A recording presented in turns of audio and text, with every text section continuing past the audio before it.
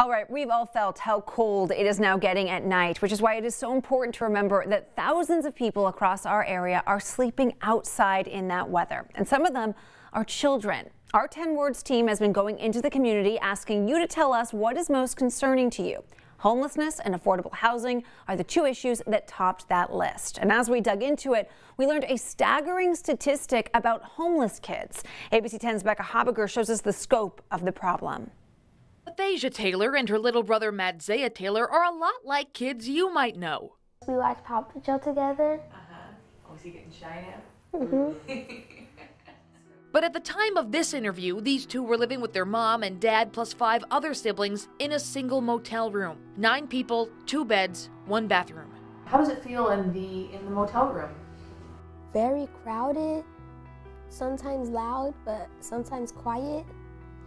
We'll watch movies sometimes. We'll have a family night. We'll eat popcorn. Mathasia is a 6th grader at Encina Preparatory High School.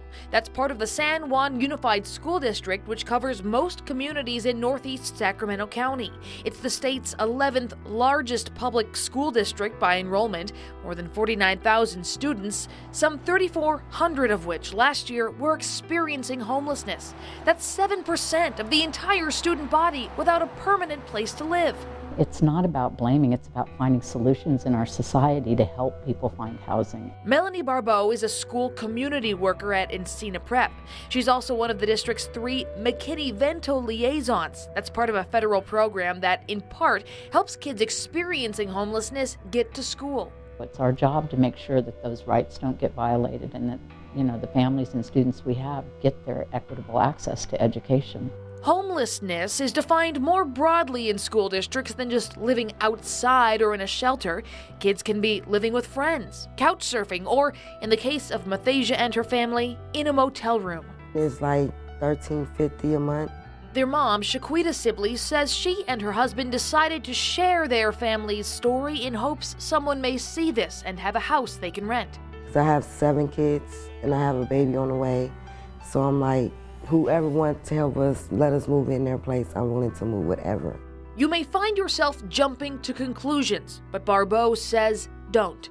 This family I've worked with for the past couple of years, and they get their kids to school every day. The mom makes it an effort, and the dad. The dad's a great person also. He's in school conferences, and that's why he wasn't able to be here.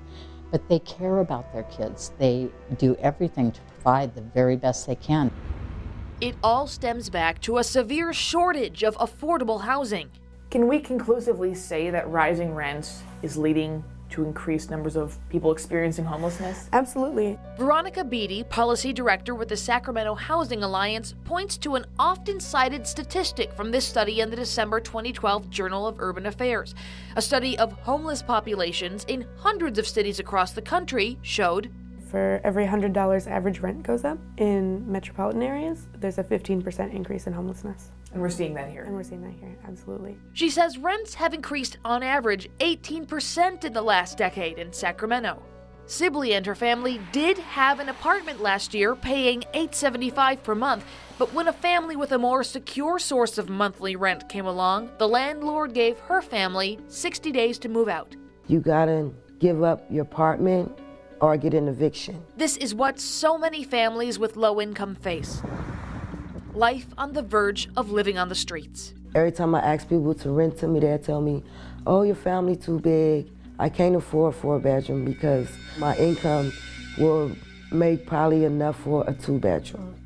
So then when I ask for a 2-bedroom, if I tell them that I have a family of 9, they'll tell me it's too many people in the household, unless I find a private owner that's willing to rent to us. I like to see a house that's painted a pretty color with a lot of grass and flowers and bunk beds. Like a puppy, right?